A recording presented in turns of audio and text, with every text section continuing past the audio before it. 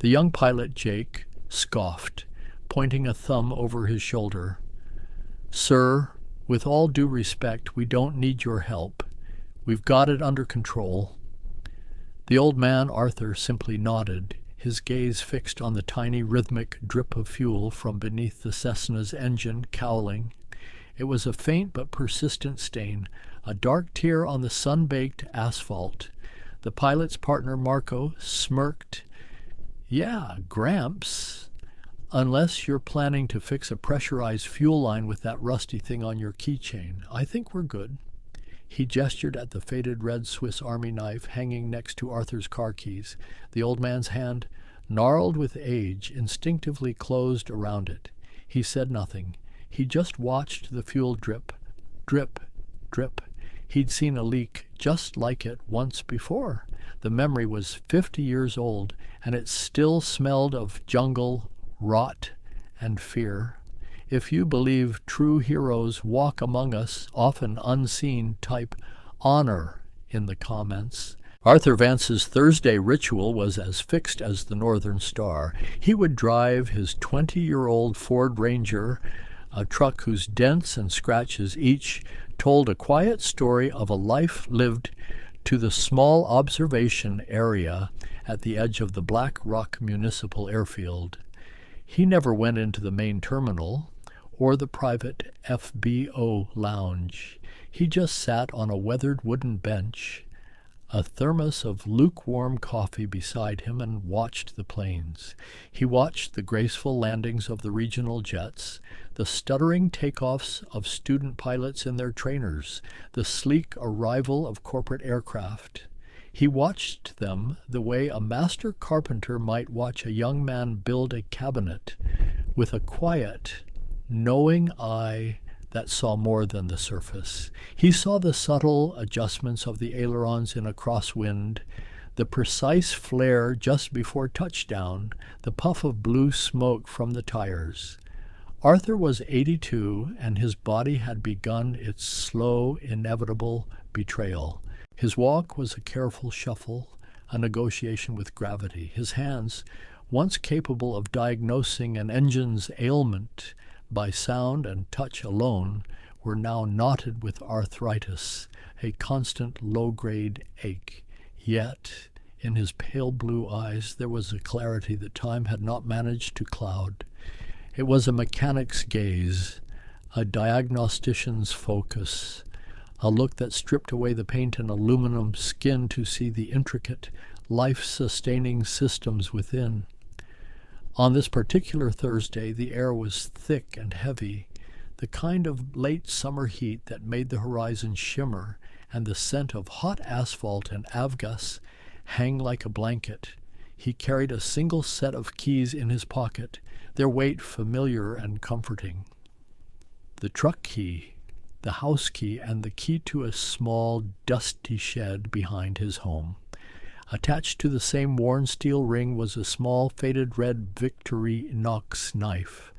The plastic was chipped at the corners, and the iconic silver cross was so worn it was barely a ghost. It wasn't a tool he used anymore, not really.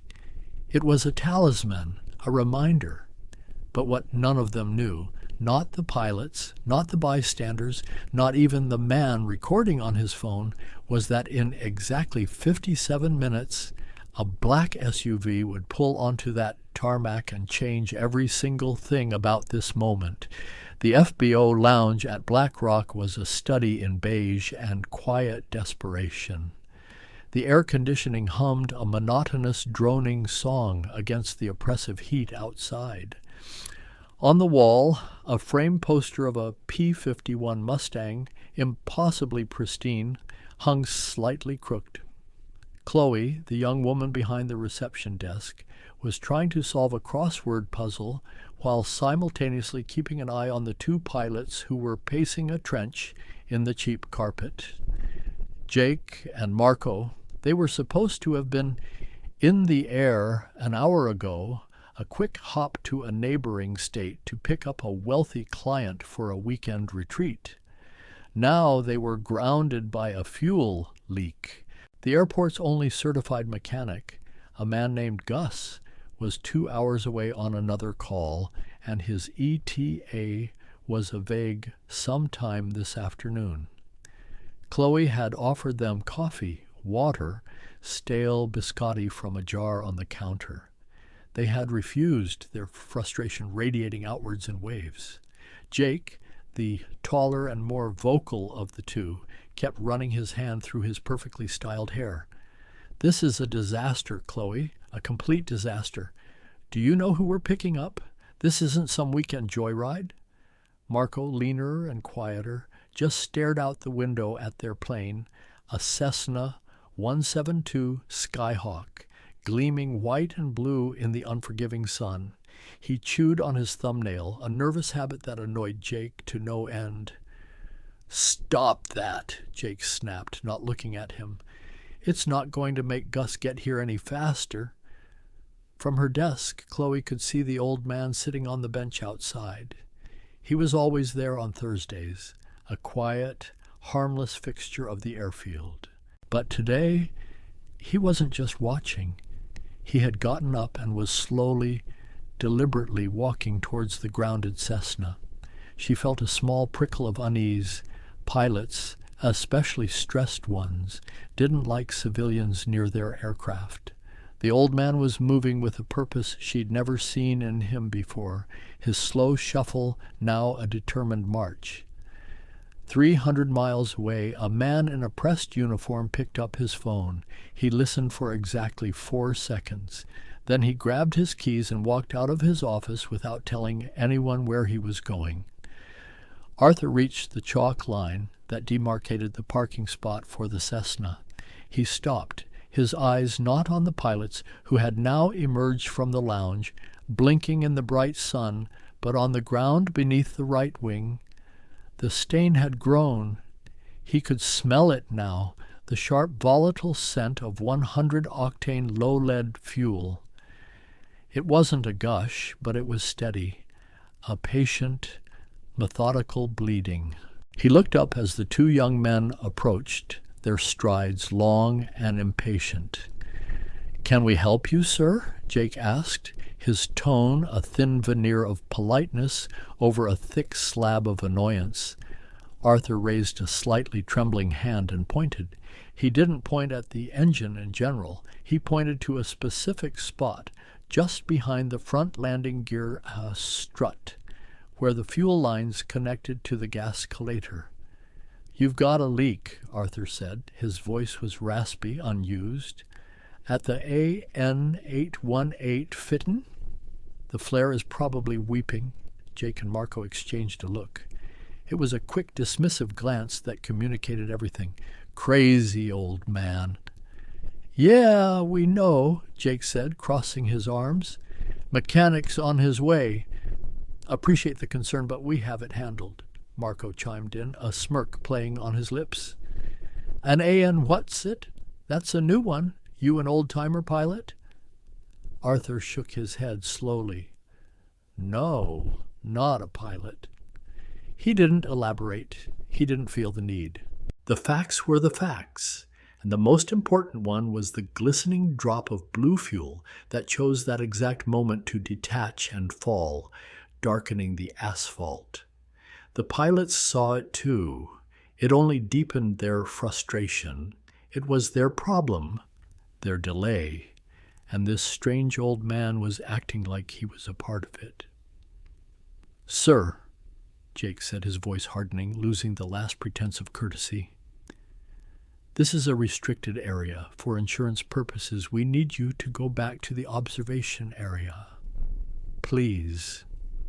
Arthur's gaze didn't waver from the leak. He had seen what a leak like this could do. He had seen it turn a $1 million machine and 3 good men into a fireball on a runway in Da Nang. The memory wasn't a thought. It was a physical sensation, a cold dread that settled deep in his bones, momentarily silencing the throb of his arthritis. The two pilots retreated a few steps, ostensibly to get a better look at the leak, but mostly to put some distance between themselves and the persistent old man. They spoke in low, frustrated tones, convinced he couldn't hear them over the distant drone of a turboprop on final approach. "Where did this guy come from?" Marco muttered, kicking at a loose piece of gravel. "Probably just wandered over from the nursing home. Thinks every plane is a Sopwith Camel." Jake sighed, pulling his phone out to check for messages from their client for the 10th time. "Just ignore him. Chloe will deal with it. Last thing we need is some codger tripping over a tie-down and suing the company." He squinted at the leak. "Damn it! It looks worse than it did 20 minutes ago." He was right. The small dark patch was now a distinct puddle, its edges shimmering with psychedelic rainbows in the sunlight. The air around the plane was getting thick with fumes. Arthur hadn't moved. He stood as still as a statue, his concern a palpable force. He wasn't looking at the pilots anymore. He was looking at the small vent tube for the fuel tank on the top of the wing. He was watching the heat haze rising from the engine cowling. He was doing calculations in his head, an old and familiar arithmetic of volatility, temperature, and ignition sources. He knew that the battery was just inches from that dripping fuel line. He knew that a single stray spark from a static discharge, a dropped tool, even the click of a relay, could turn the situation from an inconvenience into a catastrophe. He felt a responsibility, an old weight settling on his shoulders. It was the same weight he had felt every time he signed off on a pre-flight inspection, the knowledge that lives depended on his diligence. It was a feeling he hadn't truly experienced in 50 years, but his soul had not forgotten its shape. The pilot, Jake, thought this was the end of the conversation. He was wrong. This was the beginning of the worst day of his career. Arthur watched them huddle, saw their dismissive gestures, heard the faint, sharp edges of their condescending words carried on the hot breeze. It didn't anger him. It worried him. Their arrogance was a form of blindness, and he knew that in aviation, blindness was a killer. He closed his eyes for a second, and the smell of the avgas was replaced by the memory of jet fuel and hydraulic fluid, a perfume he had once known better than his own scent. He remembered a young lieutenant, no older than these boys, all swagger and confidence, dismissing his warning about a hydraulic pressure fluctuation on his F-4 Phantom.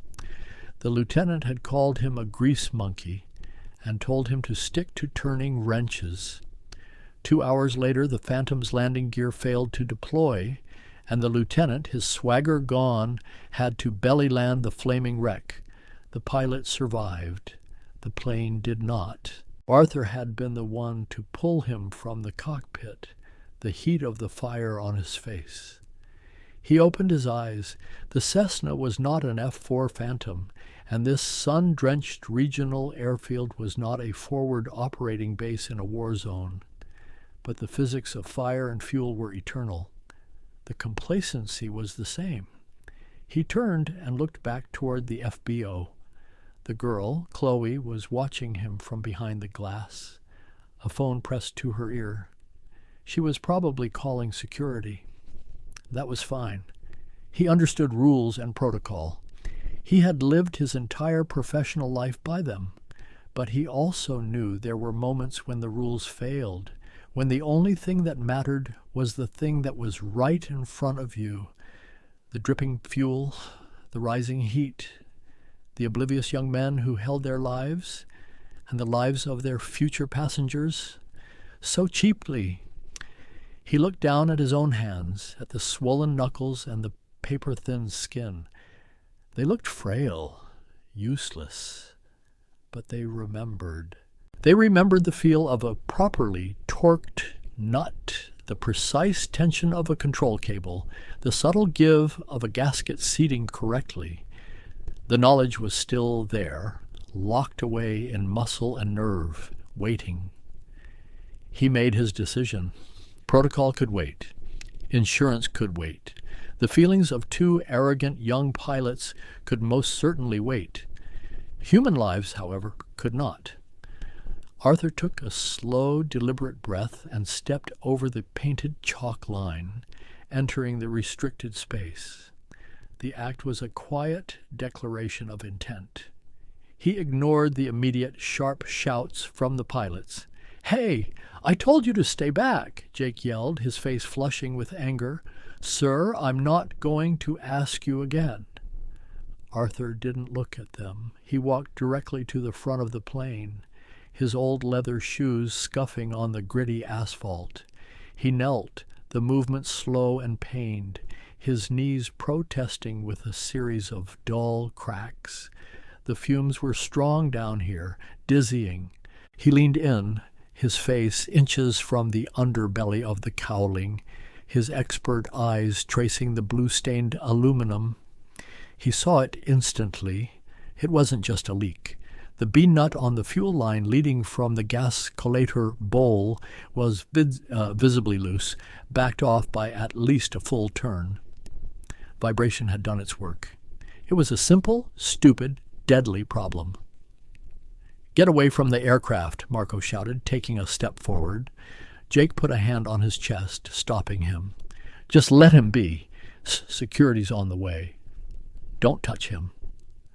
They stood there, arms crossed, watching in disbelief as the old man reached into his pocket and pulled out his keys. The faded red Swiss Army knife dangled from the ring. He fumbled with it for a moment, his stiff fingers struggling to select one of the small tools. He unfolded the small flathead screwdriver, the one that also had a cap lifter on it. Jake let out a short, incredulous laugh. The sound was sharp and ugly in the tense silence. "Oh, you have got to be kidding me," he said, loud enough for anyone nearby to hear. "He's going to fix it with his bottle opener." And as he sat there in that plastic chair, waiting for someone to call his name, not a single person in that room knew that the tremor in his hands wasn't from age. It was from the same thing that had earned him the medal locked inside the glove box of his truck. Unseen by the small drama unfolding by the Cessna, a sleek King Air 350 was on its final approach. It was an unscheduled arrival, one that had radioed in only 10 minutes prior, requesting immediate landing and a hard stand near the FBO. In the co-pilot's seat, a man in his late 70s, ramrod straight in a tailored suit, watched the airfield grow in the windscreen. General Robert Wallace, retired, was not a man given to impulse. His life was a monument to planning and precision. Yet when his pilot had mentioned a 2-hour holding delay over their destination due to a security incident, and Black Rock was offered as a diversion, something had clicked in his mind. He hadn't been to this airfield in 30 years, but he knew the area. He agreed immediately, a flicker of an idea taking root. As the King Air touched down with a gentle chirp of its tires, Wallace looked out his window towards the FBO. He saw the small cluster of people around the Cessna. He saw 2 young men in pilot uniforms gesturing angrily. He saw a young woman running out of the building, and he saw an old man kneeling by the plane's nose. There was something about the way the old man was hunched over, the focused intensity of his posture, that snagged Wallace's attention. It was a familiar silhouette, a shape etched into his memory from a lifetime ago. He reached for the binoculars he always kept in a side pocket of the cockpit. He raised them to his eyes, adjusting the focus wheel. The image sharpened. He saw the old man's weathered face, the shock of white hair, the determined set of his jaw. Then he saw the object in his hand, a small red knife. Wallace's breath caught in his throat. His heart hammered against his ribs. It couldn't be. After all these years, it just couldn't be. He watched as the old man ignored the shouting pilots and used the small tool on the knife not to tighten the nut, but to gently scrape away some of the grime around the fitting to get a better look. It was the methodical diagnostic care of a true professional. It was a ghost from 1969. "Get me on the ground," Wallace said to his pilot, his voice a low growl. "Now, put me as close to that Cessna as you can." Jake's laughter died in his throat as Arthur ignored him completely. The old man wasn't trying to tighten the fitting with the tiny screwdriver. He used its edge to point, his trembling finger unable to hold steady enough. "It's not the nut itself," Arthur said, his voice clearer now, cutting through the haze of fuel vapor. "It's the flare underneath. It's probably cracked from the vibration of being loose. If you just tighten it, you'll stop the leak for an hour, maybe 2. Then it will fail completely. You'll lose all your fuel and your engine will quit, probably on climb out." The specificity of the warning, the calm certainty in his voice, gave both pilots a moment's pause. This wasn't the rambling of a confused old man. This was a technical diagnosis. But Jake's pride, already wounded by the delay and the public nature of their failure, wouldn't allow him to concede. "And you figured all that out with your keychain, did you?" he sneered. "Look, I've had enough of this. You're trespassing, and you're interfering with a grounded aircraft. That's a federal offense." By now, Chloe had reached them, breathless and flustered. Sir, you have to come with me. Please, you can't be here." She gently tugged on Arthur's arm.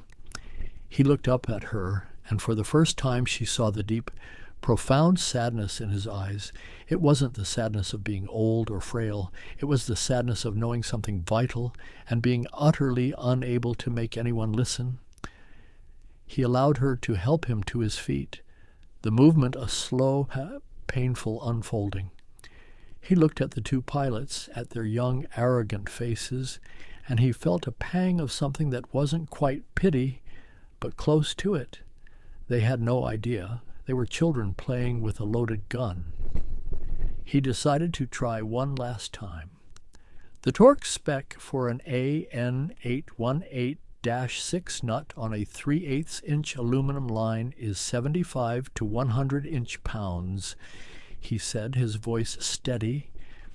"You need to check the flare for concentricity before you even think about putting a wrench on it. Ask your mechanic. He'll know." Jake just rolled his eyes. "Great. Thanks for the tip. Now please leave." The officer thought this was the end of the conversation. He was wrong. This was the beginning of the worst day of his career. The roar of the King Air's propeller's reversing pitch drowned out everything. The powerful twin-engine plane, far larger and more imposing than anything typically seen at this small field, taxied at a speed that was just on the edge of reckless. It didn't head for the transient parking area. It swung directly towards them, its wingtips clearing the nearby hangars by what seemed like mere feet.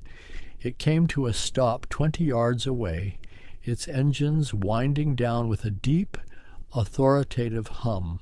The pilots, Chloe and Arthur, all stared, momentarily stunned into silence by the unexpected arrival. The door of the King Air opened before the propellers had even stopped spinning, and a staircase folded down. A man in an expensive-looking dark suit appeared at the top. He was tall, with a full head of silver hair and a posture that defied his apparent age. He didn't walk down the stairs. He descended them, each step radiating an aura of absolute, unquestionable command. His eyes scanned the small group, passed over the pilots, passed over Chloe, and then locked onto Arthur. For a split second, the man's iron composure seemed to crack. His face, a mask of stern authority, softened with something that looked like disbelief, then wonder, then a profound, soul-deep recognition. He started walking towards them, his polished shoes crunching on the gravel. Jake, instinctively recognizing a person of immense importance, stepped forward, ready to intercept him and explain the situation, to manage the narrative. "Sir," Jake began, "I'm sorry for the commotion. We have a minor technical issue." The man in the suit didn't even look at him. He walked straight past him as if he were a piece of furniture, his eyes never leaving Arthur's face. He stopped a few feet away from the old man. The air crackled with a strange, heavy silence. The man's gaze dropped to Arthur's hand, to the keys, to the small, faded red knife still dangling from the ring. His breath hitched. "The Red Devil," the man said, his voice low, but carrying the weight of a granite slab. It wasn't a question, it was a statement of fact, a name spoken across a chasm of 50 years. "I'll be damned." Arthur looked at the face of the man in the suit. The face was older, lined with the stress of command. But the eyes, he knew those eyes. He had last seen them wide, with a mixture of fear and youthful adrenaline, staring back at him from the cockpit of a crippled fighter jet. "Lieutenant Wallace?" Arthur's voice was barely a whisper. The man broke into a wide, incredulous grin, a startling transformation of his stern features. He closed the distance and clapped a hand on Arthur's shoulder, his grip firm and warm. "It's General Wallace now, Art. But to you, yeah, I'm still that scared-as-hell lieutenant." He turned his head slightly, his gaze finally falling upon the two young pilots who stood frozen, their mouths slightly agape. The smile vanished from Wallace's face, replaced by an expression of cold fury. "What," he said, his voice dropping to a dangerous growl, "is going on here? And why are you harassing my chief?" The word hung in the air. "My chief," Jake stammered, completely wrong-footed.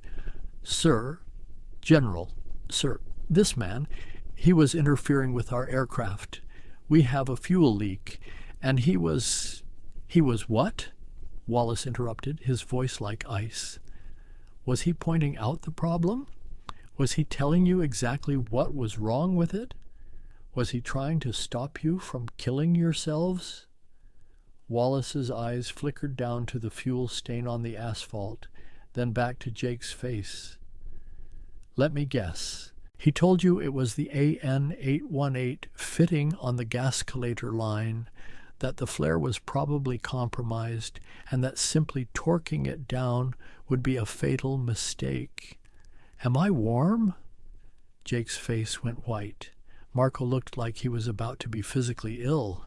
They couldn't speak. They just stared, their world tilting on its axis. Wallace wasn't finished. He pointed a rigid finger at the faded red knife in Arthur's hand. "Do you see this knife?" he demanded, his voice rising. "You probably laughed at it. Thought it was a piece of junk. I've seen this man use that knife to shim a faulty microswitch on my landing gear with a piece of a soda can 10,000 feet over enemy territory. I've seen him use that little screwdriver to reset a circuit breaker that was behind a panel so hot it was glowing red.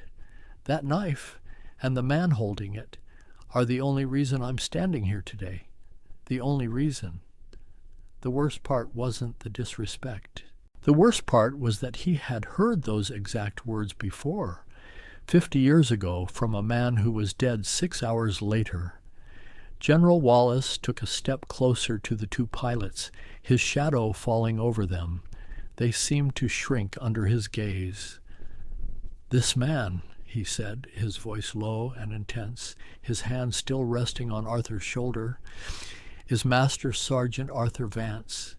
He was the crew chief for the 4,477th Tactical Fighter Wing, a unit that officially never existed. We didn't fly shiny new planes. We flew the patched-up, shot-up, cannibalized wrecks nobody else would touch. We called them hangar queens. And Art here? He was the king of the queens. He could make them fly. He could listen to an engine for 10 seconds and tell you if a magneto was off by half a degree. He kept more pilots alive with a wrench and a roll of safety wire than most flight surgeons did with a scalpel. He paused, letting the weight of his words sink in. Chloe, standing nearby, had her hand over her mouth, her eyes wide. The story was so far beyond the quiet old man who sat on the bench every Thursday that it felt like a scene from a movie. The incident with my landing gear, Wallace continued, his eyes distant for a moment, lost in a memory of flak and fear. We were hit. Badly. The gear wouldn't deploy. The manual said to eject. My commander ordered me to eject. Over the radio, all I heard was Art's voice, calm as Sunday morning. Don't you dare jump out of my airplane, Lieutenant. Just give me 5 minutes. He had me cycle the gear up and down while he talked me through bypassing the hydraulics. It didn't work. Then he said, "Pop the service panel by your right knee." I did. It was chaos in there, sparks and smoke. He had me describe the wires. Then he said, "You see the little silver box? The one with the 3 relays?" He had me pull a specific circuit breaker, take the little screwdriver from my survival kit, and jam it in to close the circuit manually. A last resort. A move that wasn't in any book. The gear dropped and locked 1 second before I would have hit the ground. That wasn't in a manual. That was in his head. Wallace turned his piercing gaze back to Jake. He forgot more about keeping an airplane in the sky before you were born than you'll ever know. And you stood here and you mocked him. The shame that washed over Jake and Marco was a physical force.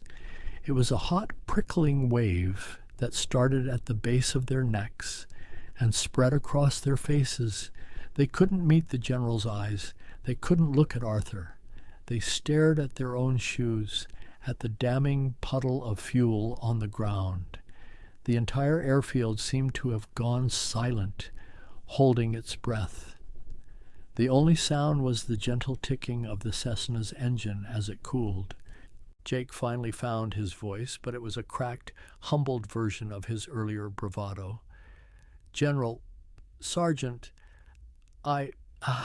we had no idea. I am so sorry."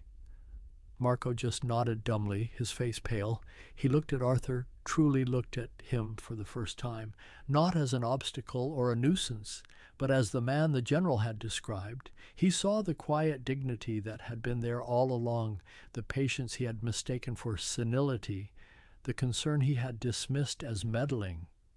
Arthur simply gave a small, almost imperceptible nod. There was no triumph in his expression, no "I told you so." There was only a quiet sadness that it had come to this. General Wallace wasn't a man to let a lesson go unlearned. "An apology is a start," he said, his voice still firm, but having lost its sharpest edge. "But respect is better. You fly these things," he swept a hand towards the Cessna. "But men like Sergeant Vance are the ones who make it possible. They are the foundation, the safety net. You forget that at your peril." He then turned to his own pilot, who had been standing discreetly by the King Air's stairs. "Captain, get my field kit from the aft compartment, the full diagnostic set." He looked back at Arthur. "Art, if you're up for it, I'd be honored if you'd supervise these 2 young men while they fix their airplane. Properly, this time." Arthur looked at the Cessna, then at the 2 chastened pilots. He gave another slow nod. "I can do that," he said. It was the most he had said in an hour. His words, simple and direct, carried the weight of a lifetime of competence. The vindication was complete, not in the humiliation of the young man, but in the quiet, undeniable affirmation of his truth. The general's pilot returned with a heavy-duty Pelican case. He opened it on the asphalt, revealing a pristine set of aviation-specific tools, each nestled in its own foam cutout. It was a mechanic's dream. There were torque wrenches, flare, nut wrenches, inspection mirrors, and a small high-intensity borescope. Jake and Marco knelt beside it, looking like two acolytes at an altar. Arthur knelt too, his movements still slow and pained. But this time the young men were there, instinctively reaching out to steady him. Under Arthur's quiet direction, the atmosphere transformed. The tension of confrontation evaporated, replaced by the focused calm of a workshop. "First, disconnect the battery," Arthur said, his voice soft but clear. Jake, who had been about to reach for a wrench, froze and immediately moved to do as he was told. Arthur didn't lecture, he didn't grandstand, he simply taught. He had them remove the cowling completely, exposing the entire engine. He pointed out the chafing on a nearby electrical wire that would have been the next problem. He had them use the inspection mirror to examine the back of the AN-818 fitting, just as he'd predicted. "There," he said, pointing with the tip of a clean wrench. "You see the hairline fracture on the flare?" Using the borescope, he showed them the tiny, almost invisible crack on the flared end of the aluminum tubing. It was exactly as he had diagnosed. If they had simply tightened the nut, the flare would have sheared off completely, and the engine would have been flooded with raw fuel. The result would have been catastrophic. He had them carefully remove the damaged line, showing them how to support the adjoining components to avoid stressing them. General Wallace stood back, watching with a small, proud smile. Chloe watched, too, her earlier anxiety replaced by a deep, quiet awe. She saw how Arthur's hands, despite their trembling and stiffness, moved with an innate certainty. She saw how the two pilots, once so arrogant, now hung on his every word, their faces masks of concentration and respect. This wasn't just a repair. It was a lesson. It was a transference of knowledge, a bridging of generations. And as the sun began to dip lower in the sky, casting long shadows across the tarmac, the three men, one old, two young, worked together in a silent, shared understanding. The only sounds were the quiet click of tools and the soft, raspy voice of a master at his craft. What the young officer didn't realize was that someone was already watching, someone who recognized that face from a photograph that had hung on a wall in the Pentagon for 19 years.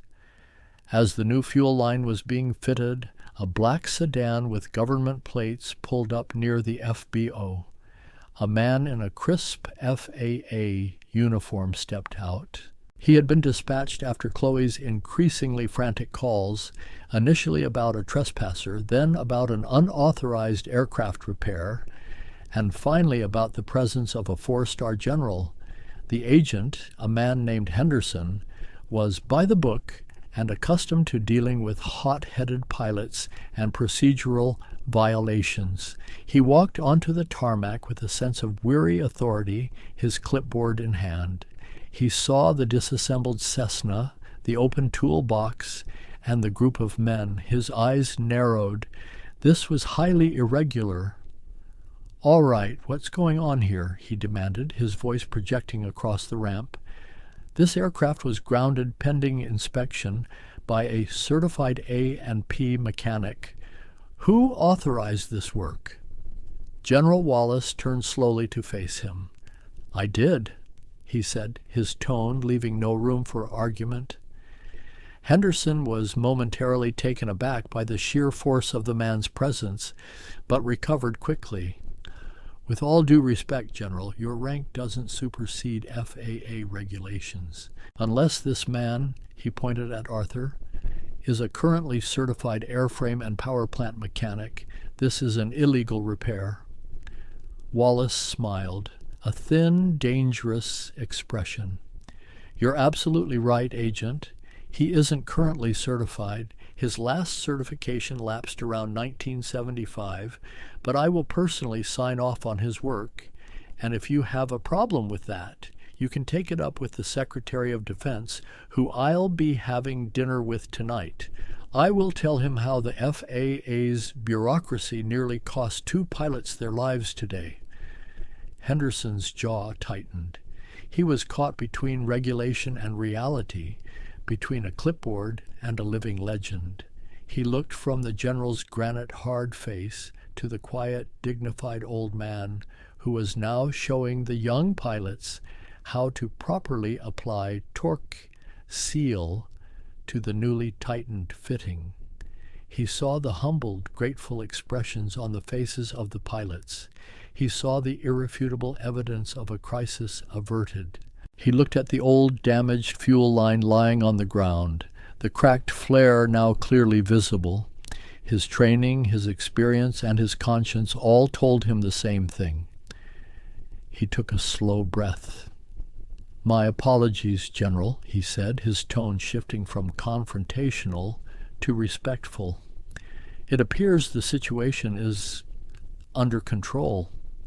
He discreetly put his clipboard away.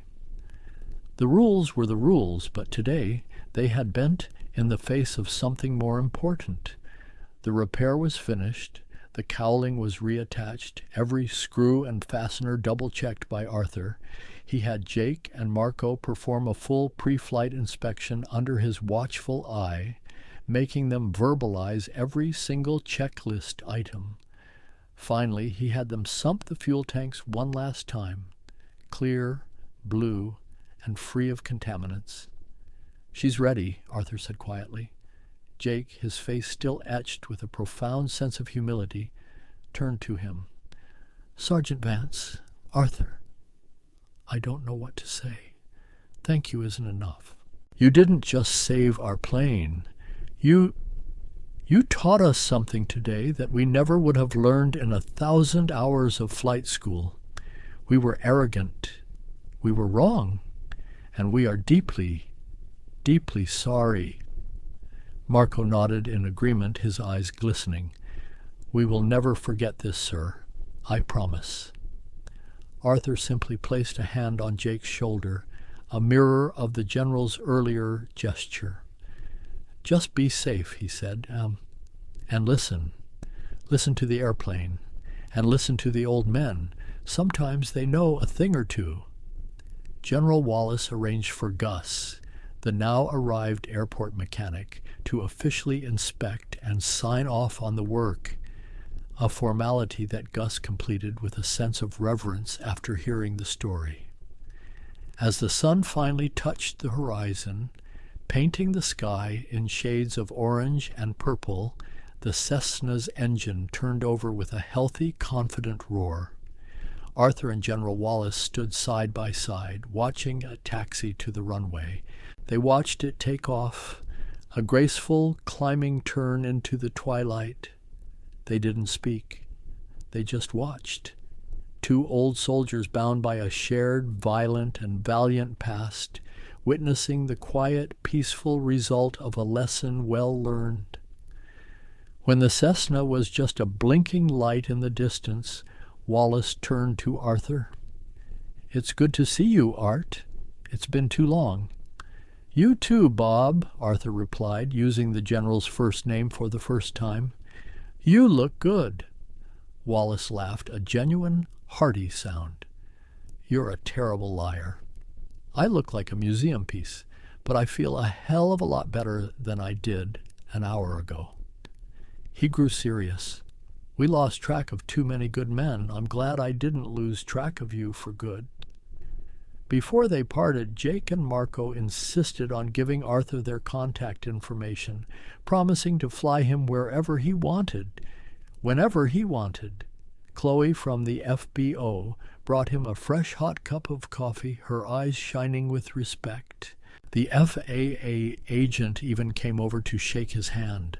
The world that had dismissed him just a few hours ago now revolved around him. His quiet corner of the world had been irrevocably changed. But the most important change was yet to come. You see, the story wasn't just about a single act of disrespect and vindication. It was about reconnecting a hero to the world that had forgotten him, and in doing so, reminding that world what true honor looks like. When you believe in second chances and the enduring power of respect, make sure you subscribe and share this story with someone who needs to hear it. It's in these moments we find the best of ourselves.